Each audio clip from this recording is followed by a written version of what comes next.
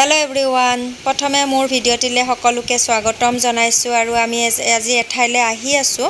code আহি আছো আপোনালোকক দেখুৱা আমাৰ লগে লগে বলক আপোনালোকক আৰু আমি আহি থাকোতে এইখন যে দেখিছে এইখন হৈছে ক্ৰিকেট ষ্টেডিয়াম গুৱাহাটী উত্তৰ গুৱাহাটীত অৱস্থিত এনেকে পালো আৰু দেখুৱাই দিলো আপোনালোকক আৰু তাৰ পিছতে আমি পালো দীঘেশ্বৰী মন্দিৰ আধা ৰাস্তাতে আমি দীঘেশ্বৰী মন্দিৰ পাওঁ আৰু এয়া বৰ ধুনীয়া পৰিবেশৰ মাজত অৱস্থিত একদম নিৰিবিলি ঠাণ্ডা পৰিবেশৰ মাজত অৱস্থিত তাৰ পিছত এয়া হৈছে দৌল গোবিন্দ মন্দিৰ বাটতে পায় আৰু তাৰ পিছত আমি আহি পালো মেইন ডেষ্টিনেশ্যন নৱগ্ৰহ মন্দিৰ আৰু ইয়াতে ভিতৰলৈকে আমি প্ৰৱেশ কৰিলো প্ৰৱেশ কৰি ভিতৰৰ দৃশ্য ইয়াতে জ্যোতিক ভৱনো আছে তাৰ পিছত আমি ভিতৰলৈকে আহি আছো আহি ওপৰ ভাগত ইয়াতে বাহিৰতে এনেকে চাকি বন্তি ধূপ তেনেকে জ্বলাই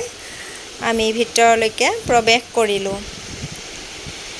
এয়া হৈছে ভিতৰ ভাগ ইয়াতে গণেশ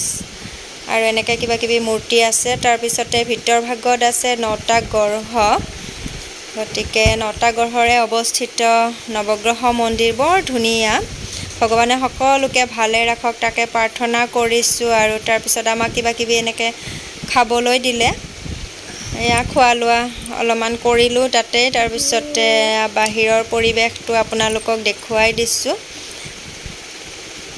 ইয়াতে পাণ্ডা বিলাকে বৰ ধুনীয়াকে মানে কি কৰিব লাগে কি কৰিব নালাগে গোটেইখিনি বুজাই দিয়ে তাৰ পিছতে তেওঁলোকে পূজা পাতল বিলাকো কৰি দিয়ে কৰিব লাগিলে তাৰ পিছত আমি লাহে লাহে ঘৰমুৱা হলো আজিলৈ ভিডিঅ'টো ইমানেই থ্যাংক ইউ